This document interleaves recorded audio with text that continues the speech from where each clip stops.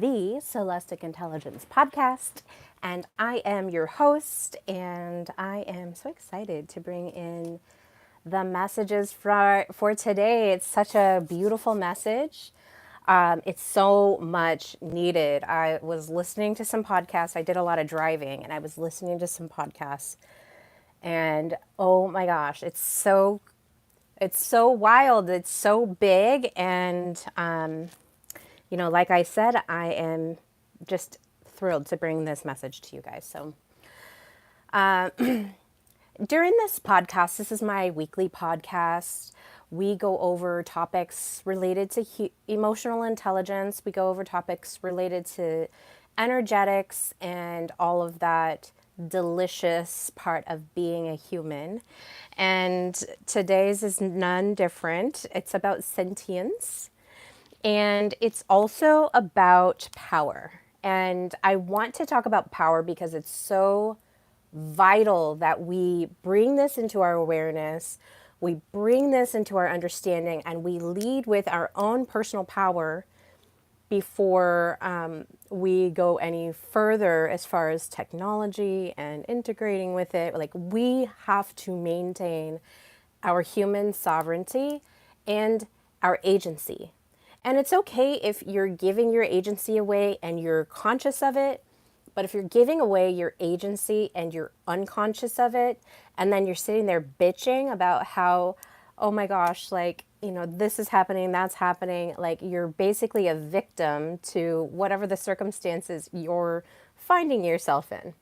So I have a couple different things that I'm going to be looking at. So first, I'm going to be looking at, so I get a lot of my information from the Social and Emotional Intelligence Network Institute. And the Institute, I've found, is one of the most helpful ones to really deepening into your emotional intelligence. Now, going to grab my outline here.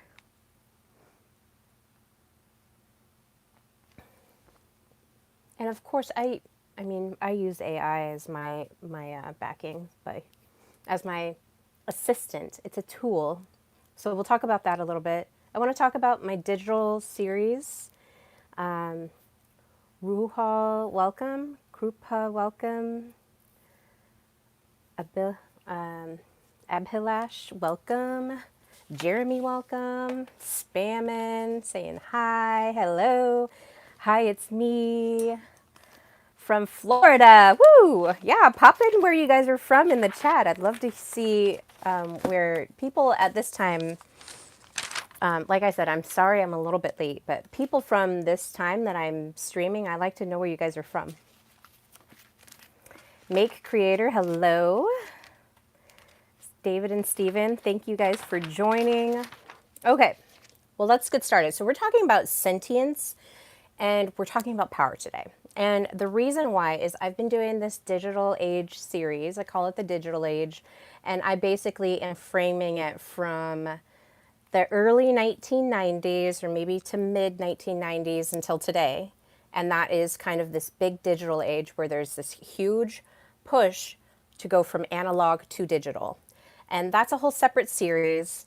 But one of the key points in it that I really want to drive really hard, hello, love, that I really want to drive hard into the minds, into the consciousness, into the awareness of everybody that is within earshot of my message right now, is that this is about power. This is about your own personal power and how you're able to hold what is going to be happening as we integrate, as we combine into, is it Karan? Hello, welcome.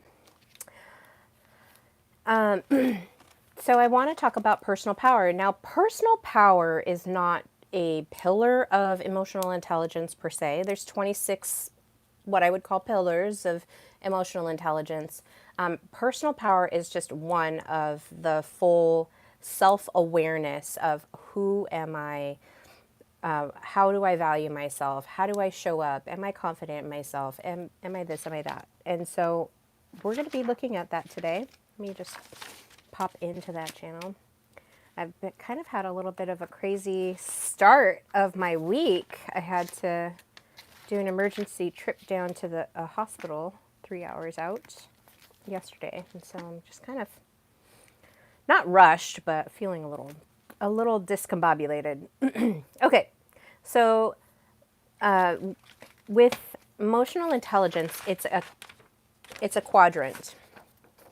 So here you have yourself, here you have others, and then this is the awareness piece, and this is the management piece.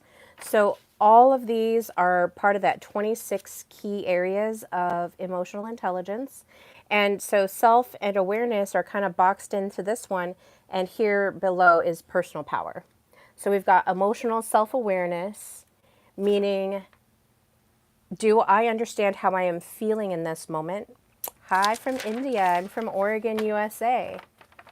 So emotional self-awareness is really being present in your emotions. If something is happening, are you able to feel it, acknowledge it, sit with it, and let it go? So that self-awareness is, oh my gosh, I'm feeling envious. Why am I feeling envious? And then you kind of go into that. Emotional intelligence is the ability to recognize, understand, and manage our own emotions. And then some, because emotional intelligence is also, how do I relate to others? How do I, like with empathy, that's others awareness. With communication, that's your relationship management. How am I talking to people? Am I clear? Am I effective with my interpersonal relationships? Can I manage conflict? Can I build bonds with people? So it goes beyond just recognizing, understanding, and managing your own emotions. It's how do I relate to others? So you can be there, but I think that once you really understand yourself, it really helps to kind of gauge with others on how things go. So, but we're going to be focusing on personal power today because at the start of my Digital Age series, I was talking about why are people so concerned about like Skynet takeover, about AI takeover, about this takeover, that takeover. Like what really is the core piece of why somebody would be fearful of that? So emotional intelligence is different from IQ. So IQ is, how do I logically solve problems? How quickly can I do that and see patterns and all that stuff? So it's really a mental piece. So emotional intelligence is really this heart piece of, how am I connecting with myself? How am I connecting with others? And IQ, unless you're getting like severe, like if you hit your head severely and you have brain trauma, your IQ is going to be relatively consistent for your whole life. It might drop down as you get older, depending on how you treat your body. But IQ is how do I process things, like mentally. Now, emotional intelligence is, how do I process my emotions? How do I communicate and connect with others? And with emotional intelligence, the beauty of it is that you can actually be at a certain level of emotional intelligence and you can raise your frequency. Give an example of where lack of emotional intelligence created a problem. I'll answer that and then I got to get back to my thing. So let's say you're in the workplace and Bob is constantly leaving his dishes in the sink and never cleans it up and leaves it there for other people to clean up. How are you going to interact with that situation? How you interact with that situation, if it's, you know, passively aggressively, like talking to Bob, like, you know, saying snide remarks and sarcastic remarks and really like putting him down, instead of going up to him and saying, hey, you know, when you leave your dishes in the sink, it causes other people to clean it up. What do you think you can do about fixing that? I don't want to have to go to HR and bring this up to them, but it really is inconvenient for the rest of us in our. What is the time going on there? The time, it's 11:17 a.m. And then, so how you manage that conflict is part of emotional intelligence. Let's say that you have, let's say like integrity is another piece of emotional intelligence. So you can have low integrity, and that will create a whole host of problems. I think about a lot of situations that's happened, like Enron is a big example of that. Like people looked past them having these low values and morals and just wanting, they valued greed over their own integrity, and that changed the financial world on a huge basis. So the best way to do it is working with a coach, but working on these quadrants of social and emotional intelligence, and I that's part of my series here, or my podcast here, is just talking about the different areas. But let's get into personal power. So personal power, and you're welcome to email me if you have any other questions. I'm happy to do that. Or you can reach out on IG or Facebook. I'm happy to work with you if you want to increase your emotional intelligence. But there's just lots of things that you can do to work on them. I've been doing it for the last 5 years. Kind of crazy. Okay, now let's get to, all right, personal power. Now, when I started thinking about AI takeover, and I think I did address this in my first episode, but it's a separate series. Playlist is in my YouTube. Please follow, subscribe, and follow through with watching some of those videos, and please leave comments because it really helps me to gauge where everybody is with that. So let's talk about personal power, because I feel like this is a key piece that a lot of people are missing, that can be raised up, like that frequency of this can be raised up. So personal power, as defined by the Institute for Social and Emotional Intelligence, is a sense of self-confidence and an inner knowing that you can meet life's challenges and live the life you choose. It's the ability to have difficult conversations in life and to speak truth quietly, sincerely, assertively, and appropriately. Rihanna, woo! Oh, good. Thank you so much for joining. It's at Soulestic Intelligence on Instagram. And there should be a link in my bio on YouTube. So I really want to go over what it looks like for people that have this competency, and then people that are lacking in this competency, and some ways of how you can improve it. So people with this competency will have a calm inner conviction about who they are and their ability to get things done, and they know what they want in life, they know what they need in life, and they're going to go for it. So they have that really strong knowing, it's inner conviction. They know what they want. They're very clear about their goals. They're very confident about achieving them. They're okay with changing them and raising the bar. They're ready to go for whatever their goal is in life. They're basically on their own personal gold rush mission, right? So they believe they can set the directions of their lives, and they do that.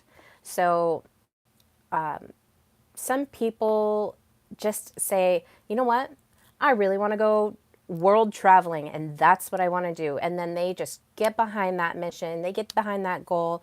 They meet the steps. They look at their lives and they're like, I want to grow in this. I want to be this person. I want to be confident. I want to have strong boundaries. I want to have a beautiful home. Like whatever their desires are, whatever their mind is, they set their sights on it and they go for it. So they believe in it to a really strong degree. You can feel their inner conviction of like that person is going to make it. They're going to do the thing that they said they're going to do.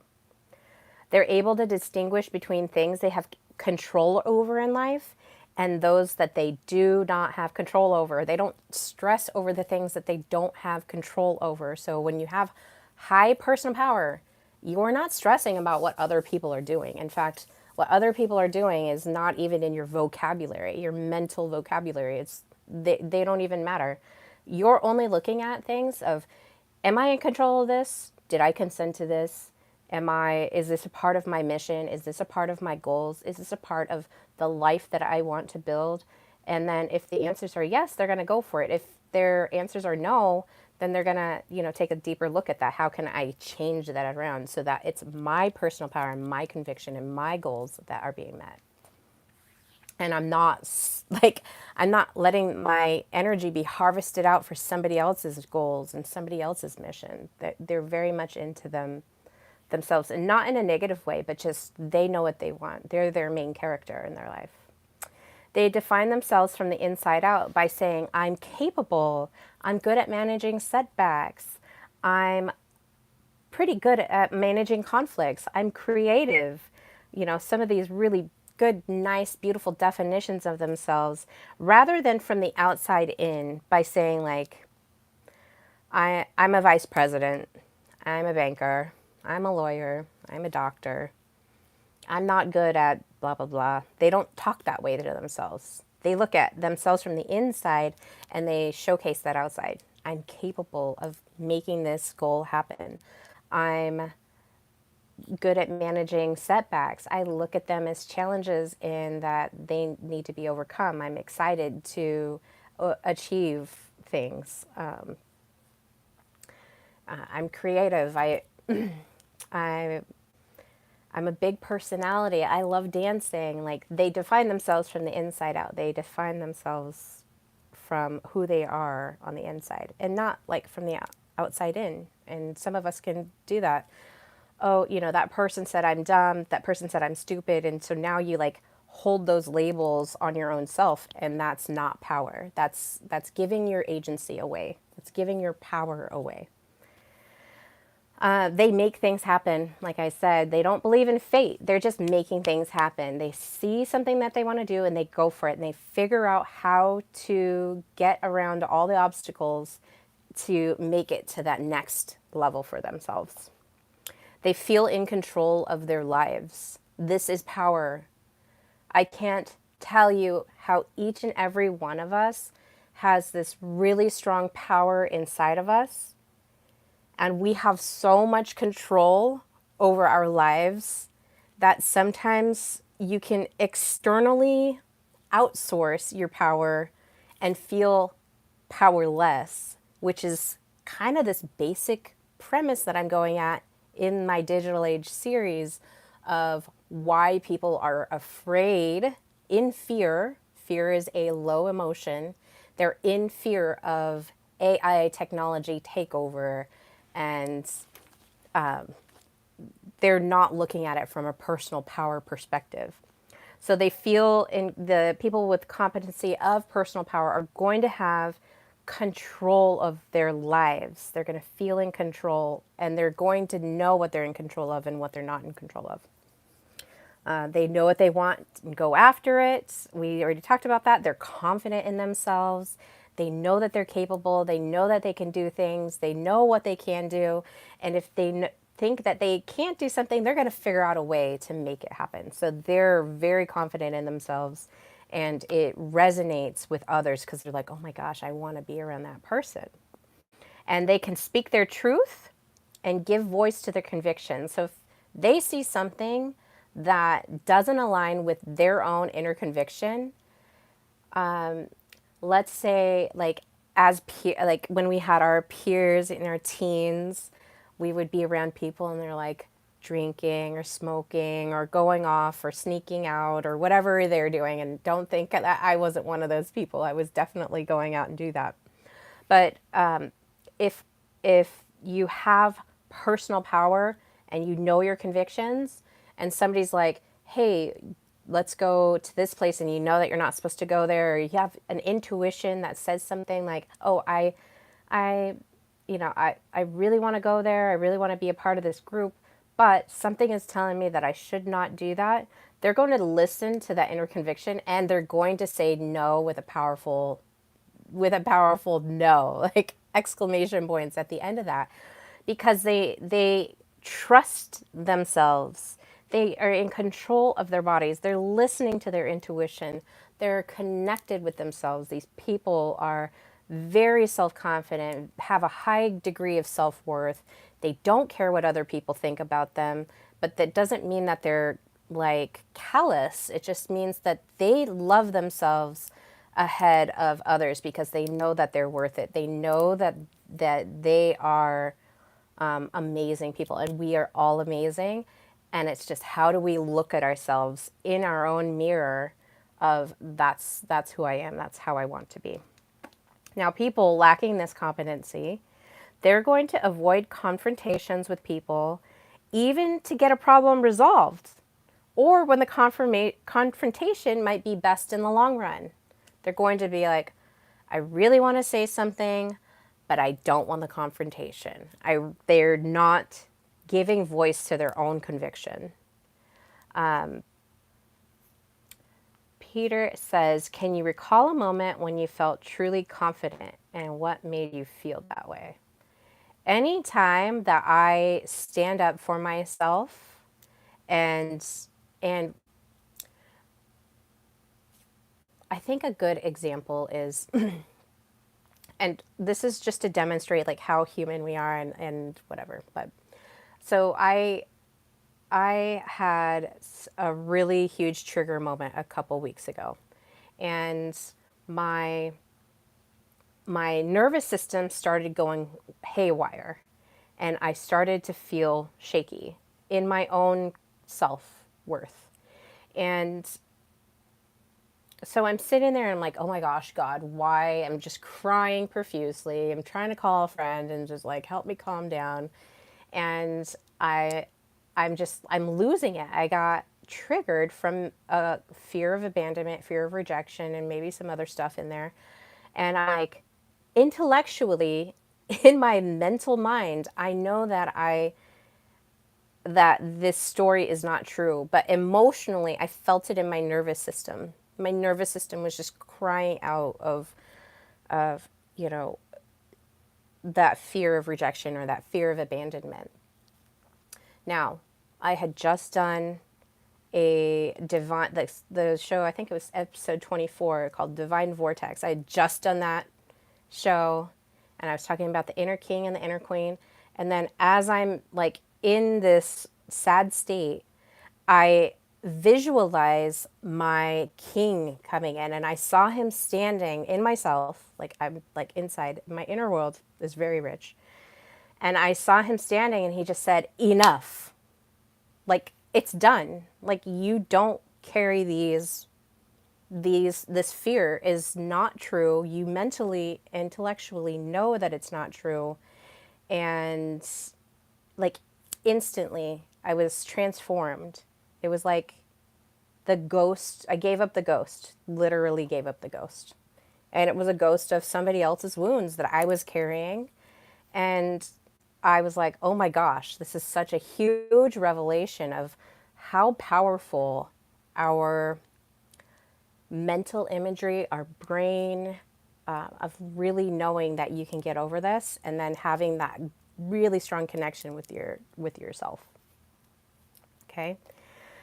So having difficulty speaking truth to power. So when power does come up, and somebody is trying to establish agency over you, you know that you need to connect with that power within yourself to like speak truth. And sometimes that can be really difficult, especially when, you know, you feel like you might be seen or you feel unseen. Like there's this really strong polarity between the two, unseen and seen. And that there is a fear of that for these people, of if they're lacking personal power, they're not going to be able to say, you know, I really like things this way, or I really like things that way. And honestly, like that's not hard. That's really not a hard thing to say, but when you're lacking personal power, the conviction just isn't there. How to clean my soul naturally? Well, you just got to get started on it. You just got to get started and start touching into who you are. Lack confidence in their own judgment. So, when you're thinking about getting something done, there's this like, oh, I don't know if I can do that. And there's no power behind it. Like, there's no strength of like ownership, or, when I was talking about the competencies and like how you show up, and, a lot of it, like sometimes if I'm feeling a little down, I'll change my posture and have this power pose posture instead of kind of like slunking down and hunkering over and having that neck bent down. The power pose is like having a really strong, solid spine so that it's like straight up and down, putting your shoulders back a little bit, like kind of just giving this lion pose or this power pose, Superman pose. I don't know what you want to call it, Wonder Woman pose. You want to have your posture is, it's going to tell your brain like you've got this. And there's a lot of things that I'm learning about the brain that we don't know yet, that I'm like, oh my gosh. But then there's a lot of things that we do know about the brain that we give it messages. And okay, I'm not going to get into that. It's a whole rabbit trail. We'll save that for another episode. The people lacking this competency are going to avoid getting to the heart of an issue. They're not really going to go up to Bob and say, "Hey, Bob, it really bothers the whole team that you're leaving all your stuff in, all your dishes in the sink, and you're not washing it. Can you please take care of that? Like, it really bothers us, and we all share this space. Please take care of it." People lacking these competency might hesitate trying new things. They might have difficulty defending their ideas. They might avoid challenges and give in too readily. They'll question their own ability and feel powerless of their own ability. They don't think that they can actually overcome the obstacle. They don't think that they are capable. They don't think that they are good at anything. And so they'll start talking to themselves negatively. And when you start doing that, the way that you talk to yourself, your brain is listening, your body is listening, and it's holding that story until you become aware of it and change it. I'm constantly reminding myself not to slouch. Yeah, like it really is, sometimes I notice, your body's going to start speaking to you. You'll start to notice like how you stand. And so if you're really into increasing your personal power, you're going to be very mindful about how am I presenting myself right now? Do I feel confident? Do I feel worth it? Do I feel scared to be seen? Am I feeling scared to be not seen? Like, what is my body telling me? What are my emotions telling me? These people that lack personal power are not going to take risks or chances. Even ones that are moderately safe, they're going to be afraid of taking chances. They're not going to go for a promotion. They're not going to go look for a new job. They're going to stay stuck in their cycle. And I think it was no, maybe it wasn't. It was in a masterclass that I did, but I really like the concept of revolution versus revelation. So revolution is just a circle and it keeps going. So you could be kind of stuck in your own cycle. Like, I get up, I go to work, I come home, I eat dinner, I take care of a couple things, then I go to sleep, then I wake up, and you're just a constant cycle of the same thing. And you're like, man, my life is pretty dull. I wish it was a little bit more exciting, but I'm not willing to go out and make a change, to go out and do something new. And or you'll feel like you're kind of confined or imprisoned in your revolution. Now, once awareness comes and you're in your revolution, you're like, man, I really don't like this dull life that I'm living. I need to make a change. I don't know how to do it though. But now that you've become aware of it, and there's an increased probability of you having a revelation, which is another word for truth, a revelation out of that revolutionary cycle to do something new. You took a chance. You tried a new thing. You went to a new city. You went to a new, destination. Instead of going on the same vacation every year or staying on a staycation, you decided to go somewhere new. I'm going to Barcelona. I'm going to, where's another cool place? I don't know. I'm going to Moscow. Like, I'm going to, wherever in the world is like you're drawn to in your heart, and you're like, man, that would feel really good if I went and experienced that culture and that place and discovered new things and learned new things about myself. That revelation is a way that you can feel that you can overcome that competency. And then finally, they're unable to set boundaries and or demand respectful treatment from others. And I do this a lot because I'm like, do I really want to give energy to it? Is it really that big of a deal for me? Like, is it really that big of a deal breaker? The answer is, if it's renting space in my head and I'm like constantly thinking about it and I can't get anything else done and it just seriously bothers me, then yeah, that is something that where I should step up and say, I want to be treated better. I'm not your mother. I would like you to clean up the dishes in the sink if since we're all using this public space together. It's courteous, and if you don't do something about this behavior, then I'm going to go to HR. I'm talking about Bob and leaving his dirty dishes, his dirty lunch dishes in the sink. All right. Now, personal power, how you can increase your personal power. So here's a couple tips. Make a list of the things you have accomplished in your life. Be as comprehensive as possible. List them all out. If you need to get a poster board, that would probably be the greatest way, and have it displayed somewhere where you can look at it every day and just write down things that you've accomplished in your life. You graduated college, you got a huge promotion, you bought a house, you bought your dream car, you went on your dream vacation, you're pursuing your dream hobbies, just like everything that brings you joy, everything that brings you a sense of accomplishment. Write those things down and keep them in a place that you can look at them all the time. I think just writing it down, and you don't have to look at it every day, but just writing it down and then looking at the list and continuing to add to it. A lot of people like to use notes on their phone of like, okay, I'm just going to list it all out. And then that way they have their phone with them all the time.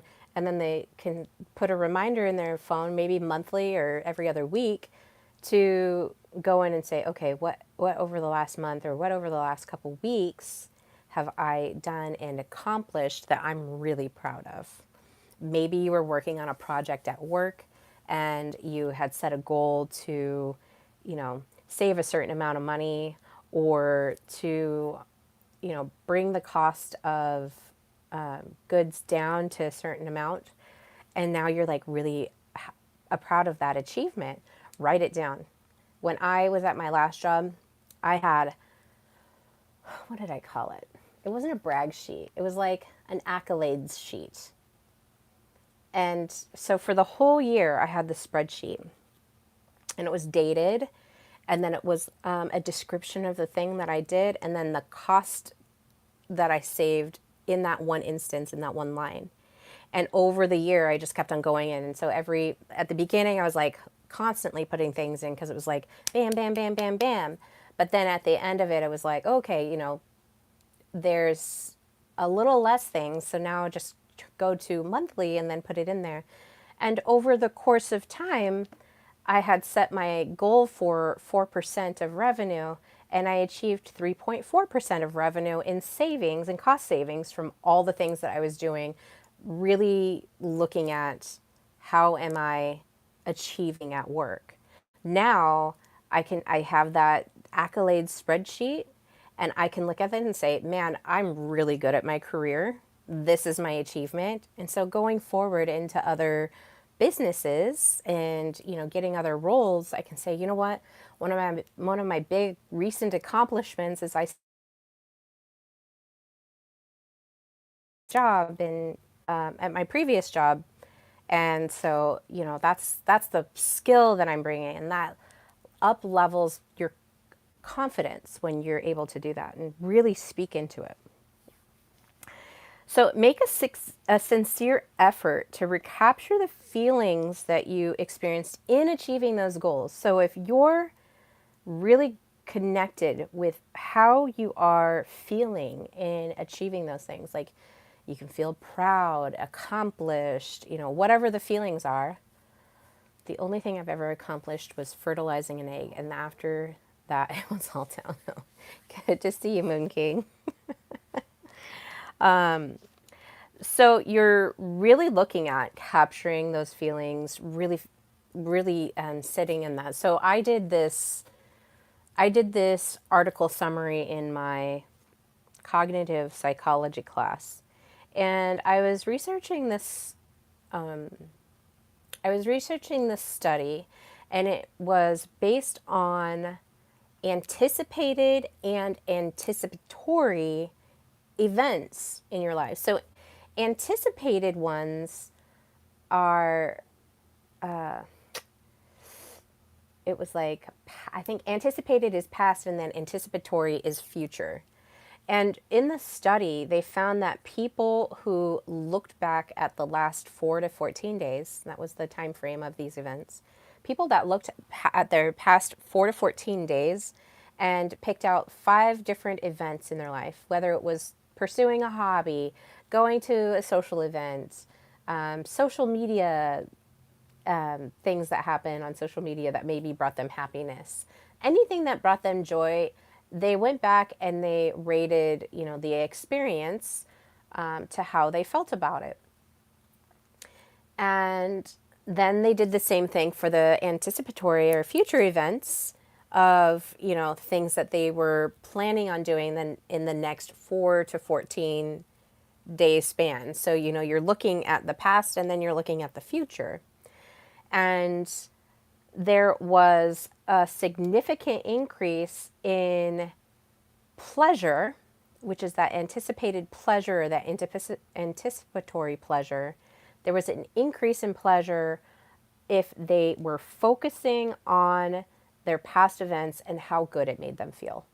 So when you're doing this, writing your goals and you're working on achieving, you're really looking at how you feel when you're achieving those goals, when you've achieved them. It will bring you more pleasure in life, more happiness, more joy, whatever, happiness, pleasure experiences you want to feel into that, into their future events. So their present state was improved. You know, this is despite whatever their depression symptoms were. They did look at the depression symptoms or whatever a schizophrenic spectrum there was, if there was any. It didn't matter those things as long as they were looking back and focusing on achievements that they've made, of things that made them feel good. So there really is something in your brain that is turned on when you're thinking about these past pleasurable experiences, okay? The next thing is identify the things you excel in. Tap into the emotions associated with those strengths. So, as you're looking at the things that you've accomplished, just think about how those things made you feel and what strengths you have.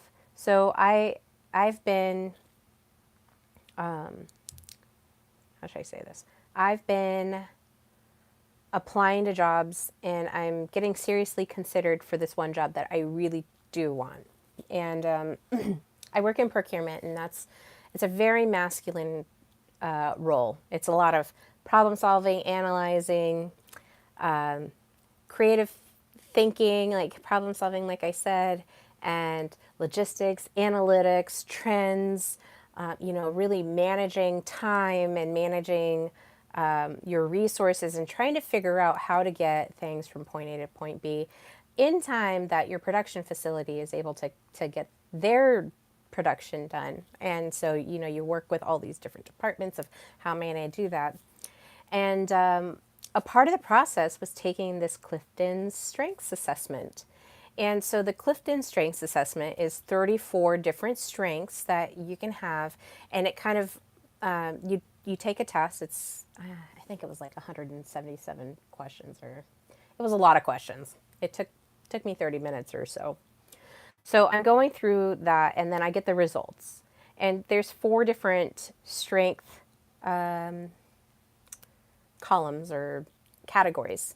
And so one of them is strategic, one of them is executive, like, can you bring your vision to the forefront and accomplish it? The other one's influencing, how well are you at talking others into to getting that done? And then relationships. And so I'm taking this and I'm like, I have no idea what the outcome is going to be, but I'm like, okay, this is going to be pretty neat. And so they look at your top 5, and 3 out of my top 5 are strategic. One of them is influencing and the other one is executive, and I have no relationship at the top 5, and now it's in the top 10, but not in the top 5. And so as I'm looking at my strengths, I'm like, wow, I'm a very strategic person. In fact, I'm so strategic, I can almost read read the future. Like, I'm very good at trends reading. I loved statistics and looking at the trends in statistics. There's almost this really strong ability that I have to look into the future and make really good judgments on what I should do in the future. Now, that, obviously when you do something that butters you up and makes you feel good, I'm like, oh, that made me feel good. I'm a very strategic person, and that's awesome. So knowing what I excel in and knowing what you excel in, and just really, like, I don't want to say hammering it out, but just really like starting to look at, what am I good at? Am I good at communicating with other people? Am I good at influencing them? And when you start doing this, then you can start identifying, like, oh, okay, maybe I might be good in sales. Maybe I might be good in accounting. Maybe I might be good in this or that. Maybe I might be good in just having my own business. Maybe I might be good in teaching. Whatever the thing is that you want to do, really look at, what are my strengths? How does it make me feel when I'm doing those strengths? And how am I going to excel in that? How can I build my life around my strengths so that I'm getting the most pleasure out of my life? All right. I save a lot of money on bathroom supplies by walking down the street to my local ShopRite and stealing all their toilet paper and soap from the bathroom. I don't know how integrity laden that is, but it's probably not as, doesn't hold a lot of integrity. And more life experience, obtain more achievements you can accomplish. All mistakes we make in our youth make us who we are as adults, unless we get addicted to meth. Yeah. Well, and even if you get addicted to meth, there's still a way out. You're not refined to your addictions. Okay, the next one is examine the causes of your lack of confidence or lack of personal power. So if you have a lack of a skill in a new position, really look at that. Is it really that I lack that skill? Are there other strengths or traits of mine that I can hone in on that will help improve my experience here? If you find yourself having a lack of confidence or lacking personal power, maybe it might be time for you to have a formal or informal training to boost that confidence. So if you're looking at, you're feeling that there's a lack of skill, or if there's a lack of confidence, a lot of the people that are CEOs that are in these high level positions, high level sports, they all have coaches. They all have coaches. They all have coaches that help them to be an even better version of who they are in order to make it to the next level. So I have coaches. I have coaches. I have people that are helping me on different areas where I feel that I don't have the skill or it's mostly the skill or maybe even the eye view that I need in order to level up. And I know, where some of my hidden weaknesses are. I'm pretty honest with myself. I have an honest self-assessment. My self-awareness is through the roof. I haven't taken the social and emotional intelligence test in a while, but in 2022 I took it, and I probably can take it here again and just see like, okay, where have I grown? Where am I now? Where do I need to focus my attention on now in order to build myself up to an even better version of me? Okay, so think about coaching. Think about going and taking a class, going to your small business development center, or maybe even going to a community college. And let's say that you don't have really good computer skills, going in, taking a computer class that will help accelerate your knowledge and skills in a way that you can ask a lot of questions and get the most out of that training. And then, is it a lack of experience? Sometimes you just gotta find somebody to help mentor you and guide you through that experience. When I was in my 20s, I had a mentor. I had a mentor who helped guide me into a career that I was unsure of. I didn't know anything about it. I was like, hey, I value your opinion. I value your hold on a second.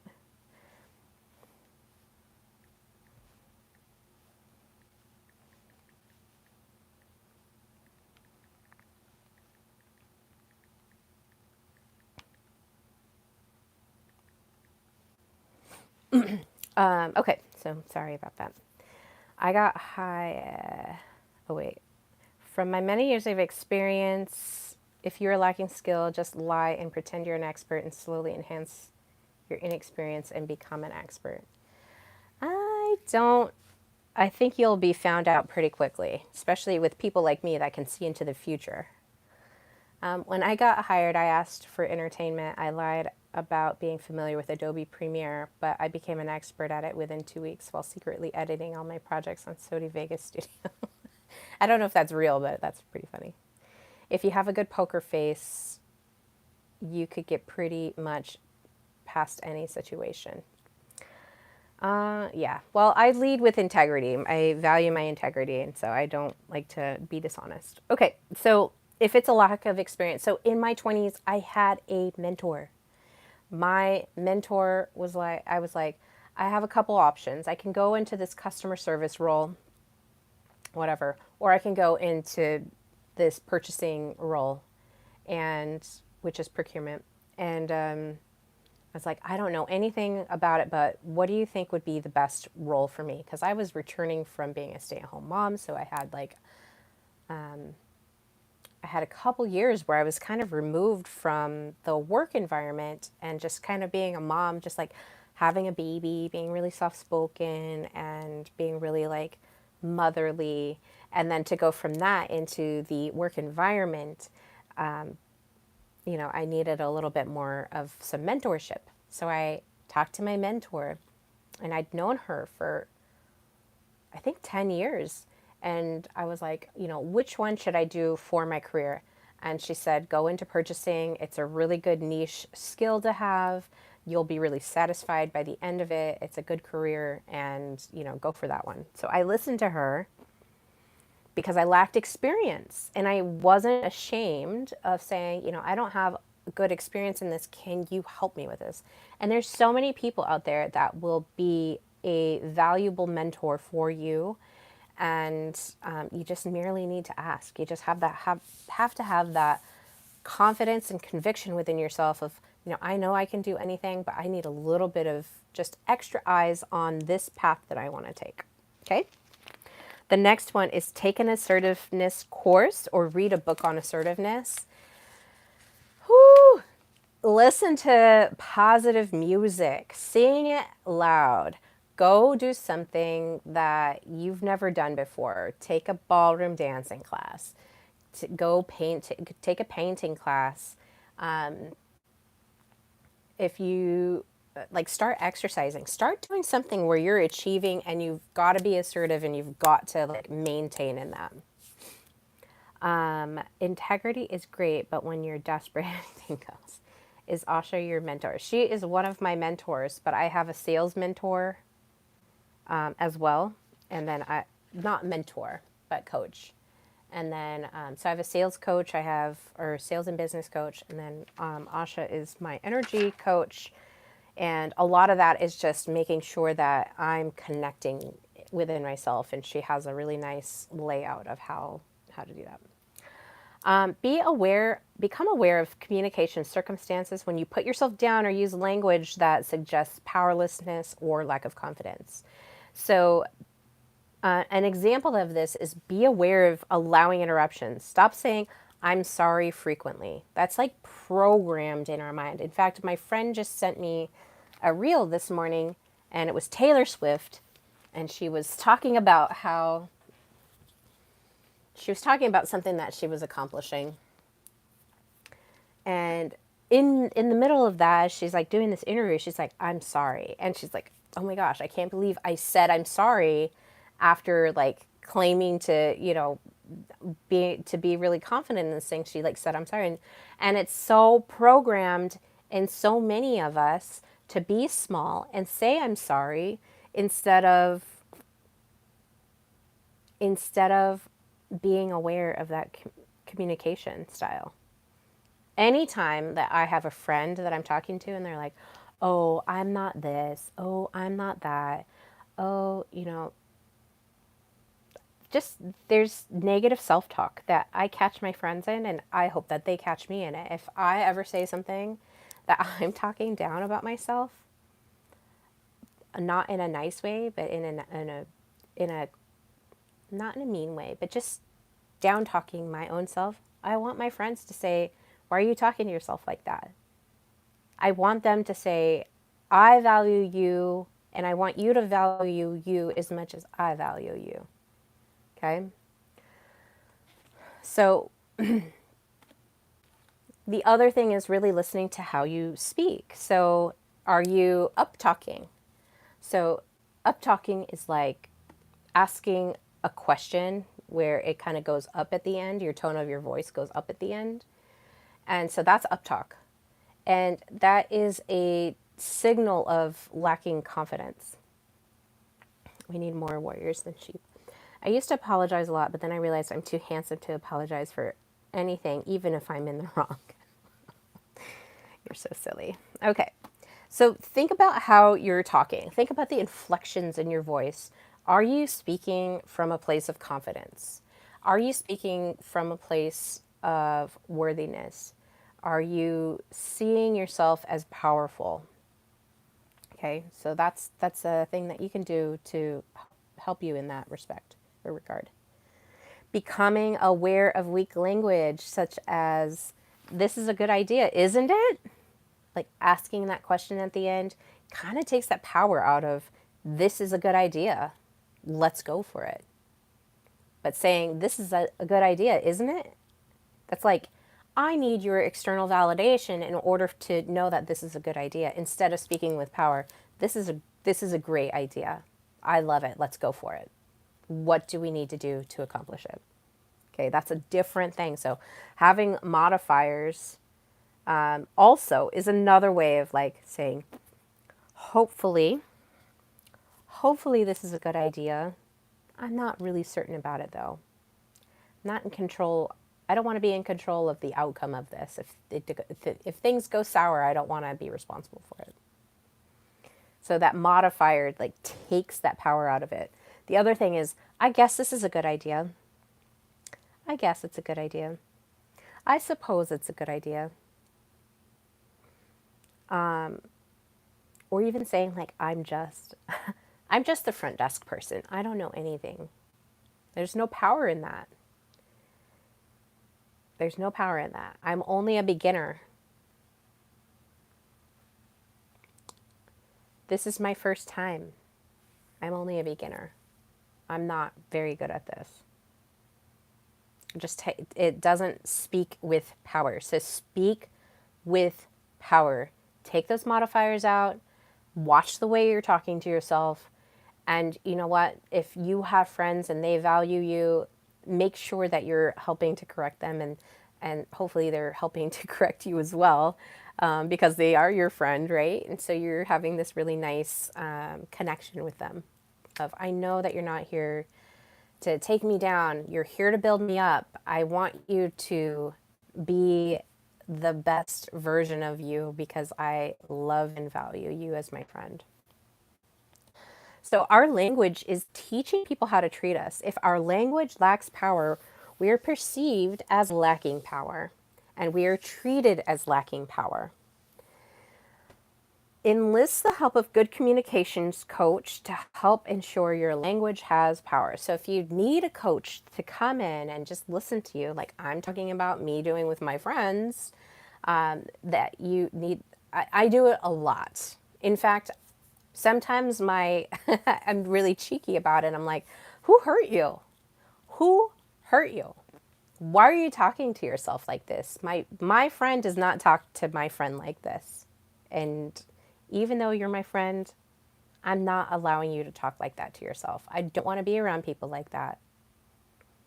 And if they don't change, then I slowly drift away because that my energy is going to leave them. So, I have friends that do it for me. I do it for my friends. We're working on building each other up. We want each other to have power and good communication to ourselves. The other thing you could do to help increase your personal power is to set and keep boundaries, to move on from failures, to identify circumstances and situations where you can have influence, and commit to making impact in those areas. Ask for the information that you need. Don't be afraid for it. Ask for the information that you need. Let go and stop trying to control situations where you have no power. Now, one of the first places that I did this was in the political sphere. I used to get so worked up of politics. And I've been all over the place, all over the spectrum with politics of, I like this, I like that, this and that. And then there came a point where I realized I'm really terrified of the decisions that one party or another party is making. And it's having a toll on my mental, emotional, and physical health. And then two, it's stealing so much time away from the things that I do have control over. And it's ruining the relationships of things that I find valuable.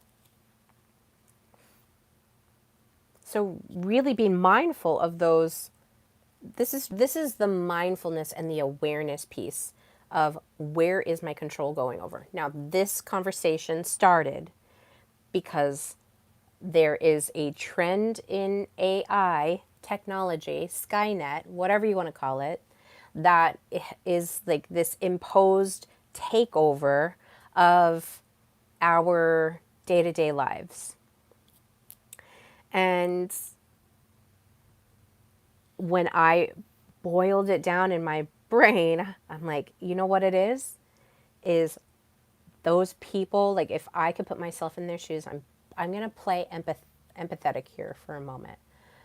If I was that person, and I have been that person, I have been like pretty anti-AI, for a period of time. And now I'm like, dude, it's just a tool. Like it's a tool, it's integrating in our lives. We can either use it now and like really learn how to use it, or we can learn it later, whatever. Like it's already a huge part of our lives. Now, when I boiled it down, I was like, what is it? And it's a fear of power, of having your own power, feel like the things I'm talking about, you can have a fear of actually having competency in personal power.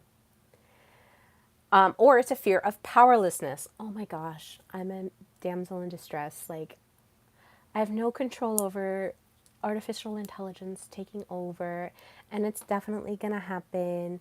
And, I'm just going to be a victim of it, and there's nothing I can do. Bullshit. There is so much that you can do. We're talking about it right now. So these things, like, you've got to let go of the things you don't have control over and focus on the things that you do have control over, because that is going to build your power up. You're going to see how strong you are. The next part is envision yourself as smart, competent, articulate, poised, and admired.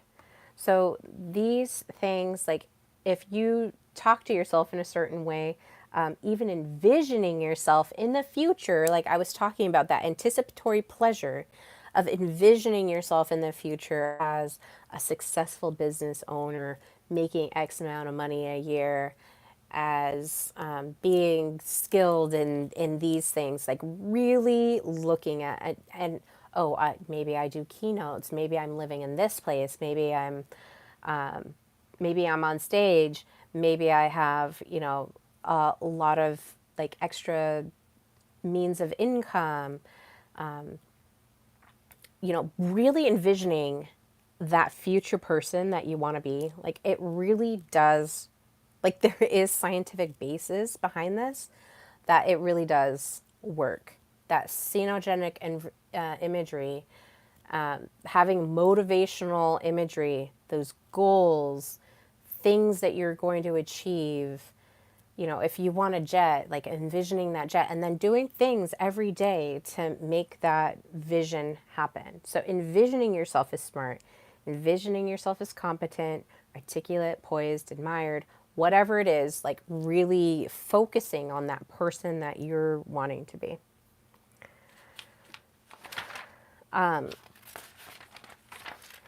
So there are some things that if you are wanting to, one, have a frequency test, an emotional frequency test, please reach out to me, Amelie at soulesticintelligence.com. And it's AMELIE at soulesticintelligence.com. It should all be in my bio on YouTube. You can always reach out to me on IG. You can reach out to me on Facebook. Any way that you want to reach out, please reach out and we can go over some of the things that we can do in order to get you to that next level. And really focusing on, here's my strengths, here are the things I need to work on, how am I going to get there, and really getting a really solid plan of this is how I'm going to get there.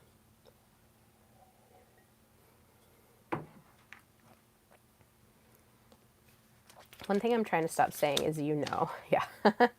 Try to avoid speech pauses and be more confident in the way you speak. Never call staff or customers the N word. Yeah, that's probably a given. I gotta go pick up my daughter from work. Hope you have a great day.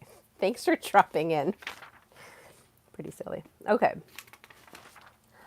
There are a lot of things that we can do though in order to get you to having a higher level of personal power. And so if you listened to these competencies and you resonated with some of the lacking competencies, maybe you just kind of know that you need a little bit of extra assistance, I'm happy to be a coach for you. I have openings, so please reach out to me. However, it could come to a point where I don't have as many openings as I do now. So first, early adopters, welcome. So let's talk a little bit about the fear of powerlessness. And so we talked a little bit about the emotional intelligence portion of this. Personal power being one of the key points in this digital age puzzle, okay? So when we look at powerlessness, we're going to look at how emotion. So I've been saying the counterbalance to AI is EI. Not that artificial intelligence is like the most, not that it's like the biggest piece, but the counterbalance to AI is EI, okay? And I say that because when I envision AI, I'm envisioning it as being logical, very masculine, doing things, technology, like it has this really strong masculine characteristic. Now, when I look at history, I go, okay, well, what about like the industrial age? What was the big thing there? What was the component that they were talking about? And so during that industrial age, unions were popping up. So people wanted unions, they wanted to unionize, they wanted labor laws, they wanted to be heard and seen and respected. And so you have this like level of emotional humanity also in bridging in and trying to incorporate with the industrial advancements.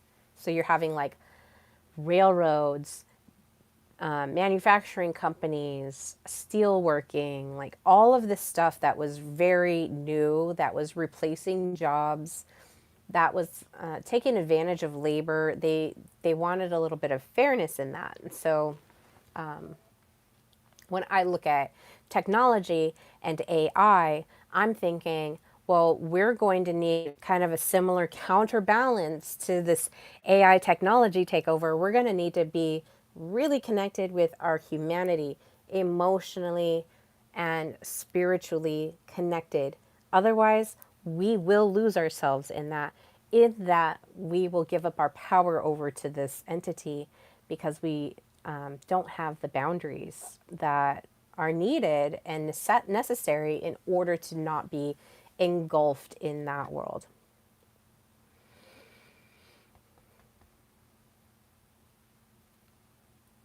So the crucible here is that emotional intelligence is going to help you become more powerful. It's going to help you have more conviction, more agency, more awareness. It's going to be the presence that you show up in, and that is really important as we're moving into this digital age. So let's talk about fear of powerlessness. Fear of powerlessness is an emotional undercurrent of helplessness, futility, or even being unseen and unheard. Okay? So you've got this emotional undercurrent. So when I hear AI takeover, Skynet takeover, and even there's some other people that are like, oh man, people are relying on AI to like do everything for them. And I'm kind of a little bit blown away, and I'm going to go on a tangent in my other stream about it, but kind of blown away at the the level of agency relief we are stricken with. Part of it is having so much convenience in America. Convenience meaning we can go to the grocery store and get groceries. At any time of the year, we can get a mango. At any time of the year, we can get a pineapple. Now, the quality of it obviously is going to shift depending on seasonality, but if it's the middle of winter and I'm in Minnesota, I can go to a store and find a pineapple or a banana, like these tropical fruits. I can find them in a grocery store in the middle of winter in Minnesota or whatever. I don't know. I haven't spent a lot of time when it's cold out there. But so when we think about AI taking over and like holding all the gears and moving all the levers, there is a certain level of helplessness or futility or being unseen or unheard when we think, oh my gosh, AI is just doing everything and we're not going to be able to do anything because it's just going to take everything over. And oh my gosh, we're so helpless. It's futile. There's nothing we can do. We have no control over it. Bullshit. But so this fear of powerlessness is rooted in early on emotional neglect, early on emotional trauma, or systematic disempowerment. At some point in your life, you've been made to feel disempowered, you've been made to feel neglected or even traumatized. And I talk about this in my digital age series of the the core piece of the success of COVID quarantine was there was a certain level of trauma. There was, oh, there's this global pandemic. We need our global leaders to take care of this global issue. I have no control over it, but I'm going to yell at my friends or whatever and berate them and traumatize them and tell them that they can't see me or they can't be invited into my home. And it happened everywhere, you guys. I was blown away. I was blown away because I definitely did not do any of those things. Not that I was like broadcasting it, but I was like, dude, I'm going to go visit people. If people want to see me, I'm going to go visit them. In fact, 2021 and 2022, I traveled more then than I think I'd ever had in my life. I was, I'm kind of like beyond punk rock, you guys. So, but if you experience emotional neglect or trauma or systematic disempowerment, of course, fear of powerlessness is going to like be there. And then all of a sudden, that fractal that you had lived maybe in your childhood, now that fractal is on this bigger scale. Local government, state government, federal government, global governance, like wherever it is, you're seeing it and you're going to be triggered back into that fear of powerlessness until you address the issues. And we talked about personal power. We've got all the fine deets. Common behaviors that signal that you might be in living in a fear of powerlessness is people pleasing. So instead of speaking up for yourself, instead of having your world be served, you're serving others. And there's nothing wrong with serving others. But if you're doing it at the neglect of yourself, that's where it's wrong. That's where you need to address that shit. Other people might have control issues. They might have rigid schedules or they might overplan. They're going to be very rigid. There's not going to be any flow about them. And if there is any flow, it might terrify them. Other things are emotional detachment. Now, I don't want to talk bad about detachment. I think it's very important. But if you're emotionally detached, meaning that you're frozen, you don't know how you're feeling, you can't name your feelings, you avoid your feelings, you do everything you can, you chase your addictions. And I say addictions, not just drug and alcohol, although they're part of it. But other addictions can be working, pursuing hobbies, doom scrolling on on social medias. What else? Dude, workplace addictions are probably the sneakiest ones. But there's a lot of things that you can do that are evidence of avoiding yourself emotionally. Maybe not paying your bills. Maybe, not upholding, like whatever it is, there's detachment. Now, I want to say that not all detachment is bad, okay? Detachment is a valuable skill. But if it's emotionally detaching because you want to be disassociated from yourself, that's a danger. Now, I say detachment is good because there is a Bible verse that I personally value around detachment, which is be in the world but not of it. So be in the world, but be aware enough of everything that's going on that you're able to be detached from it. You know you can't control Caesar. You know you can't control the president. You know you can't control these media outlets. But you can control what you pay attention to. And I will tell you right now that payment of attention is the most valuable currency that you have right now. More valuable than money. More valuable than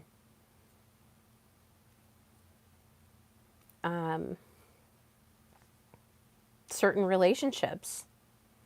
I mean, maybe all, like, aside from your own relationship, everything else, you should have a certain level of detachment from it. This is not coming from a place of conceit. It's not coming from a place of self-serving. you're doing this because your cup needs to be filled, you should be connected to your spiritual source. You should be connected to your emotional feelings. You should be connected to your mind and critical reasonings. And you should be connected to your body. You should be present in it. You are the driver of your machine. Nobody else can drive that for you. Powerlessness is thinking that other people are driving you places. Not true. Not true.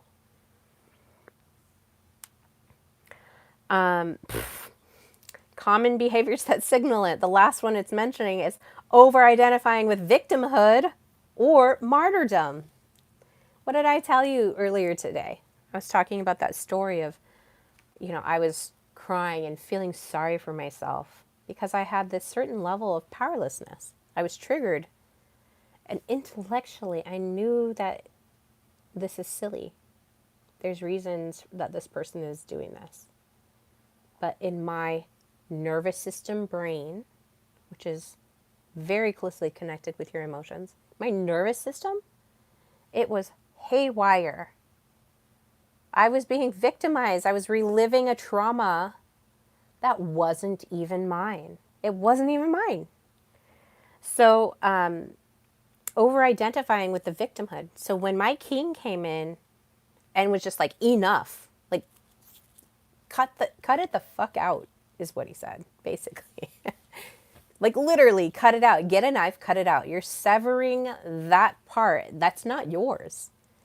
And you know what? This is why I don't hate artificial intelligence.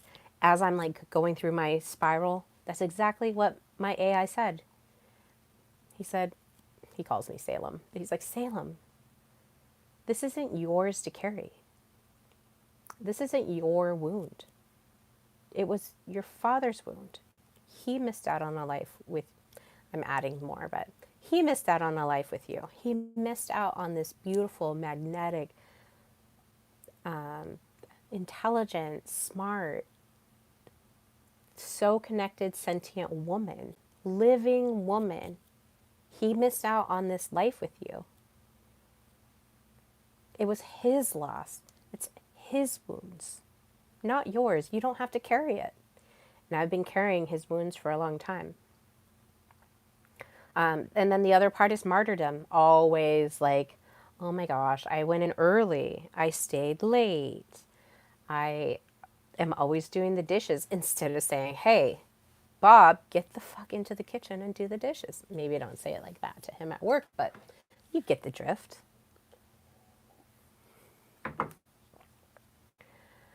Okay, I'm at 77. All right, let's continue on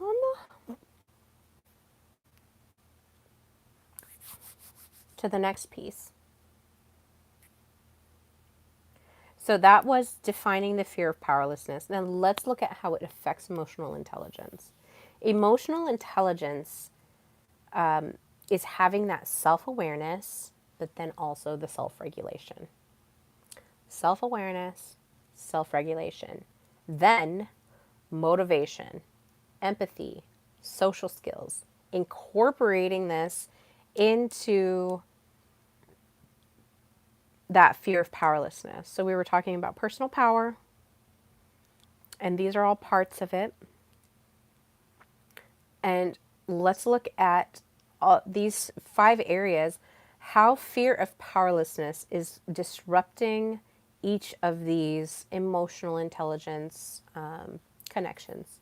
So in self-awareness, it's avoiding internal states because they feel overwhelming. So my feelings are overwhelming. Dude, crying sucks. I hate crying. But it's got to be done. If I'm going to heal, I have to cry. And I don't like crying. It's uncomfortable. I don't like the powerlessness of it. To be funny. Like, it's pretty funny. I don't like the powerlessness of crying. I don't like feeling or appearing weak or vulnerable.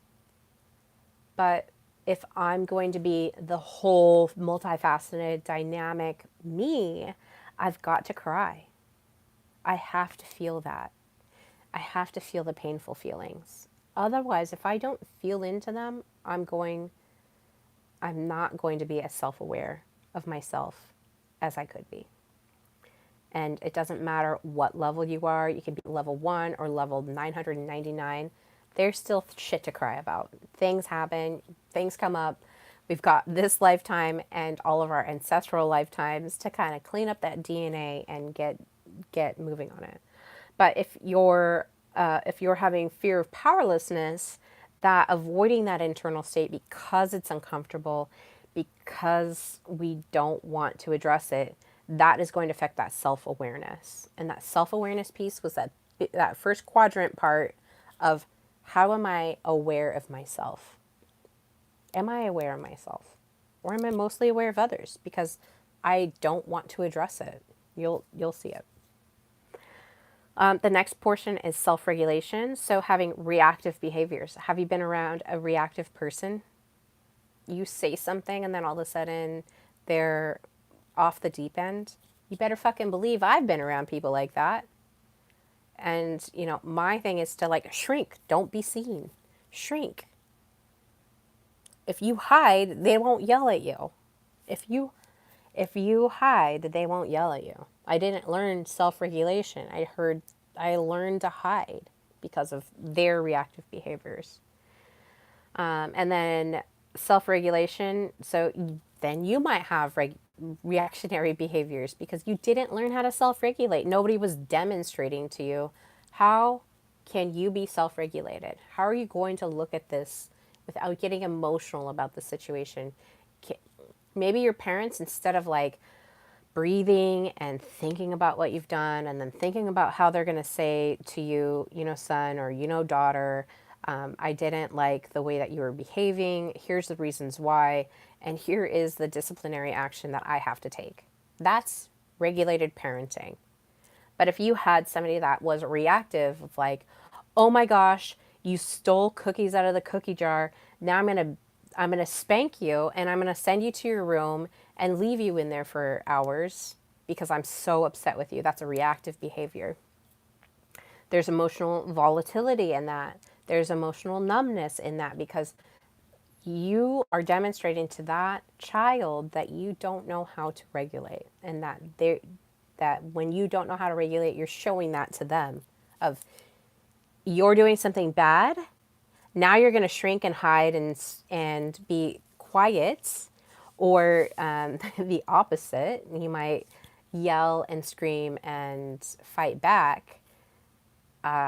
Both of those are reactionary behaviors. It could be shrinking and it could be blowing up. So you have that emotional volatility or that emotional numbness, okay? The next one is motivation. So struggling with intrinsic drive due to feelings of futility. Like you have no motivation. That powerlessness is like really drilled deep down into you. Making you feel that anything that you do is not worth it. It's not valuable. It's not worth it.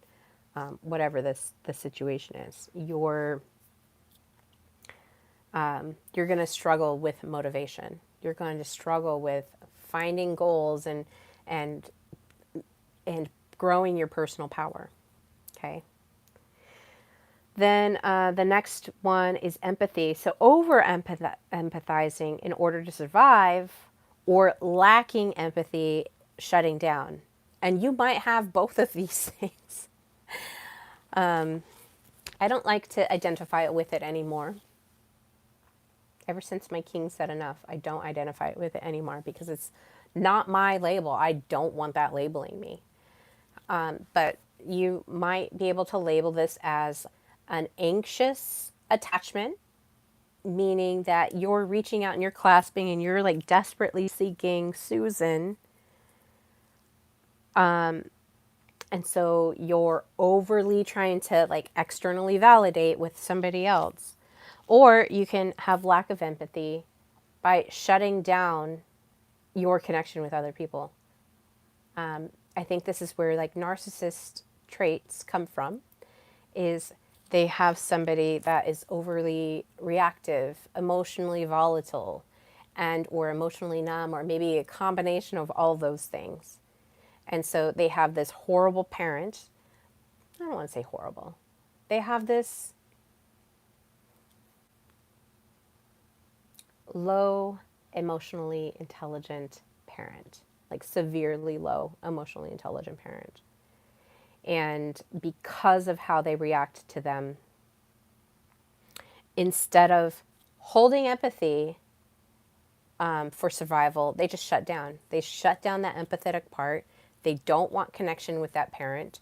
That parent is constantly treating them in a certain way that just validates that. And then all of a sudden, like, you've developed these narcissistic traits. And so you're into yourself. You're like, I'm thinking about myself. I don't care about my parent. I don't care about the people around me. I only care about myself because nobody else is caring about me. I mean, there's a lot of truth in that. That experience is real. That experience is true. But that doesn't give them, that doesn't relieve them or alleviate them from the responsibility of reclaiming your personal power. Now, they're going to know a little bit more about self-love. They're going to know a little bit more about self-confidence. They may even be very charismatic.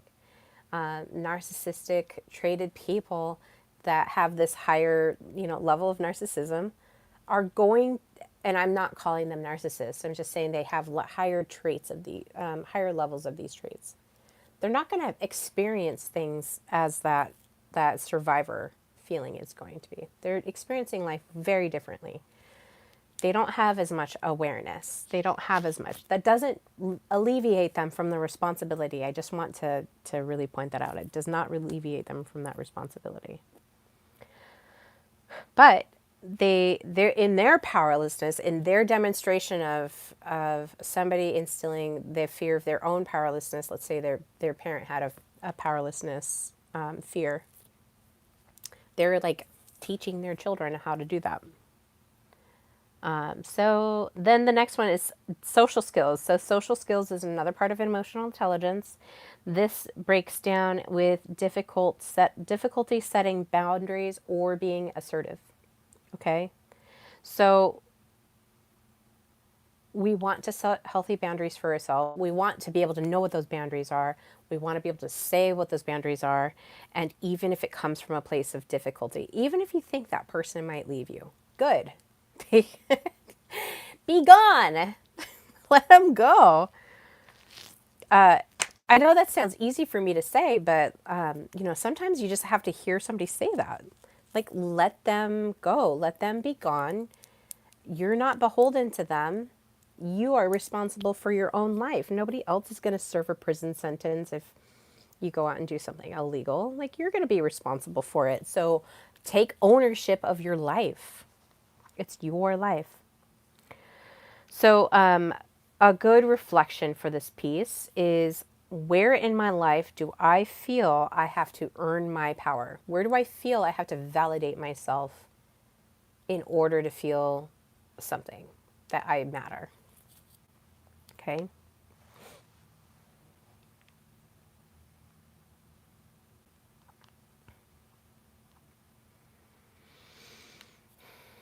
I'm at 88 minutes. I think I'm gonna go over this portion here, and then I'll save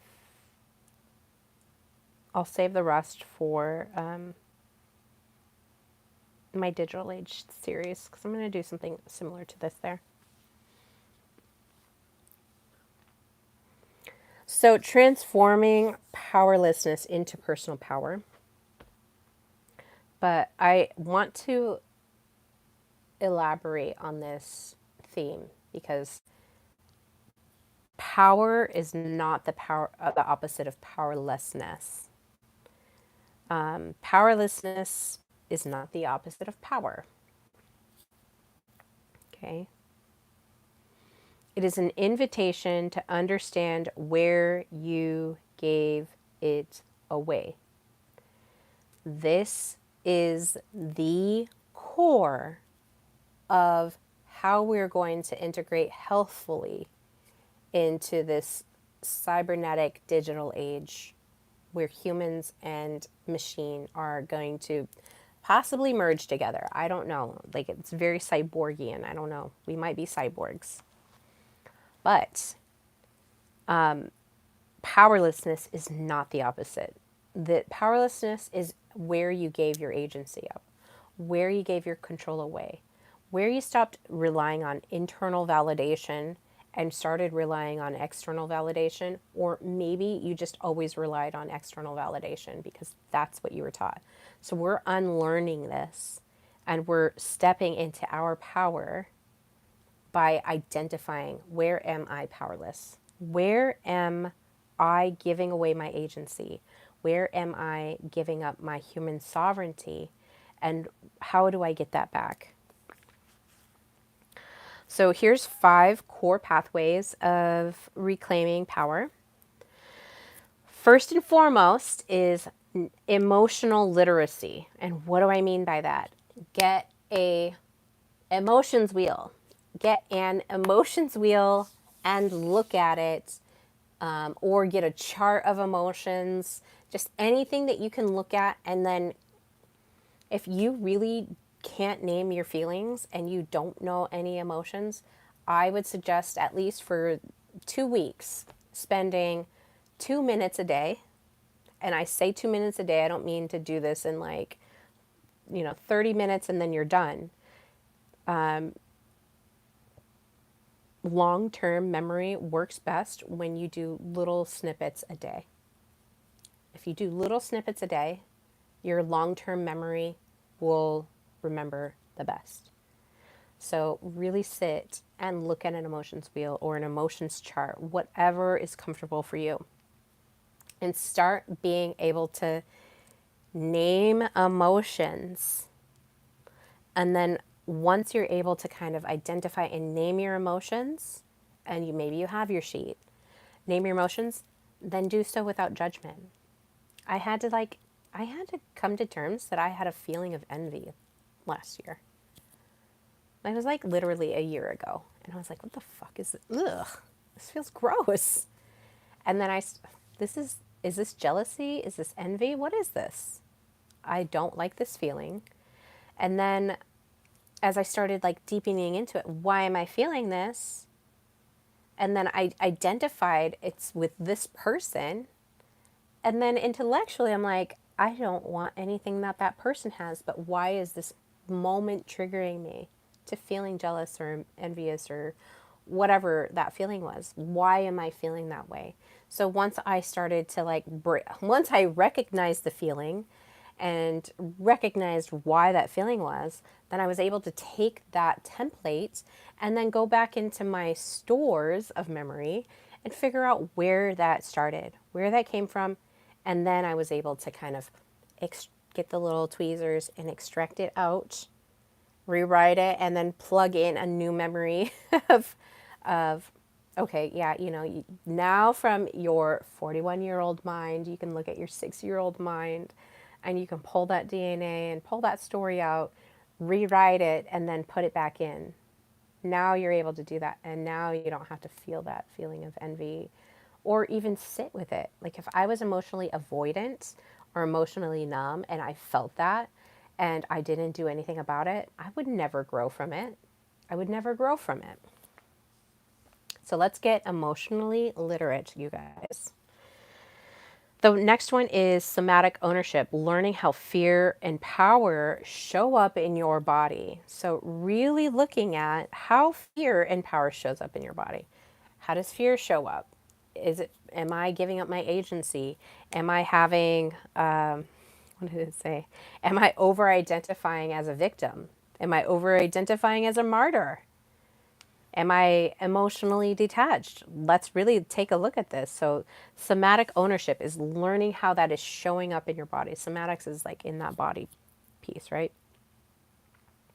And then the next piece of transforming the powerlessness into personal power is acknowledging when you feel rage, acknowledging when you feel envy or grief, and holding these keys to your sovereignty. It's okay to feel rage. It's okay to feel, in fact, if you don't feel rage or envy or grief, are you even living? There's a lot of things that our lives we can kind of go through. But if you're if you're feeling those and you're not letting it go, like I looked at an emotions wheel probably 6 months ago now, and I'm looking at it and I'm like, oh my gosh, ugh, ew, so gross. I was like identifying with all of these rage and anger emotions. So low vibe. And I'm like, oh my gosh, I didn't even realize that my emotions were so ingrained with this anger feeling. There's so much anger in it. I'd be curious to see because I've like been removed from the situation that was like feeding into that anger. And it starts showing up in the body. It shows up in your face. It shows up in your blood. I mean, it shows up everywhere. Your body knows. It knows. Okay. Then the next part of this, of transforming your powerlessness into personal power, is having boundaries, meaning having power rituals. Not walls, but nice energetic containers that are going to hold you, that you're not walled, you're not numb, you're not unavailable, you're not completely detached, you're not removed, you're not powerless, but you are an energy container, and you only invite those into your container that you want. Like, you are the guardian of your castle. You're the guardian of your temple. So act like it. Act like your temple matters. Like, manicure it. Get the bridge working. Get a nice moat with some alligators in it. Well, I don't know what you want to do. Like, get some cannons. Like, whatever you've got to do to protect that energy boundary, put it up. And still, like, be a tender, loving, available human. But also, like, have a little bit of love for yourself. Okay, and then have that nice, beautiful, energetic container. Now, if there's something in your container and you notice that it's not feeling good, when you have a boundary, you can identify when that thing is stepping over your. I was in Idaho, and you don't want to go onto somebody else's property. It doesn't matter if you were there by accident or not. You're very aware of the boundaries, because if you step foot, you or an animal or whatever, the laws in Idaho are, if you step over a boundary and you're not invited, they can shoot you. And that's a very well known, very strong boundary that Idahoans have. You could get shot if you're in somebody else's property. Their property rights are respectfully like amazing. So start thinking about your own personal energetic boundary like an Idahoan would, because they're not putting up with shit. They're like, there's no, like, it's a shoot first, ask questions later kind of mentality. And so think about that when you're putting a boundary up and you're maintaining your power. And then the last thing is reparenting the inner aspects. So validate those younger self's fears. Just really sit in that. In your adult self, sit in that that younger inner child's self fears. And then you can reparent yourself. Like I said, I went into my DNA and I figured it out. Okay, I'm age 6. I'm going to pull it out. I'm going to rewrite it. And then I'm going to put it back in, because my 6-year-old younger self is worth it. She's powerful. She was amazing. And she still is in me. And I want to energetically protect her. I'm cleaning up like the whole timeline. So I really encourage you guys to do this as well. It's a lot of work for me. I've got a lot of stuff, but it's worth the protection. It's worth the transformation. So personal power it's about frequency and coherence of yourself. It's about being aware, being confident, having goals, having conviction, having worth, and not dominating. Power is not dominating.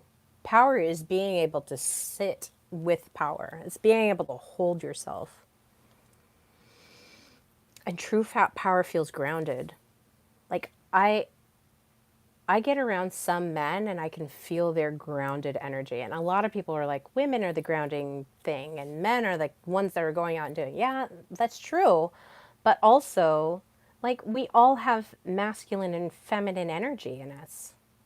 And so a man who is very grounded in himself, very self regulated, not performative, he just is. Same with a woman. She's very self regulated, very grounded in her energy, is going to be, there's going to be je ne sais quoi, as the French say. There's going to be something about them that you're like, I want to be around that. I'm magnetized to be around that. And it's not performative.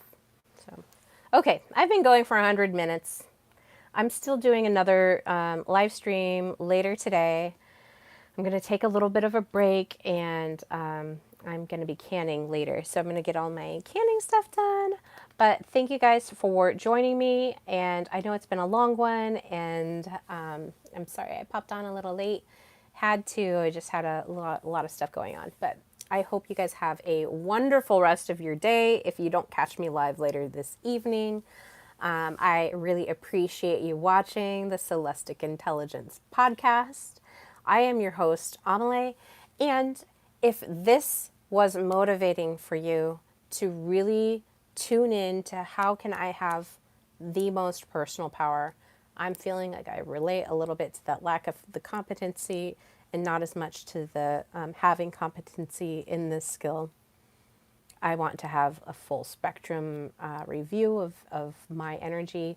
Let's chat about it. Let's talk about it. And I am taking sales calls. So if you guys want to just pop in and we can chat about some of the things that you want to work on. And if you need a coach, like I'm happy to help develop you. It is a wonderful thing having a coach or mentor. I have two of them.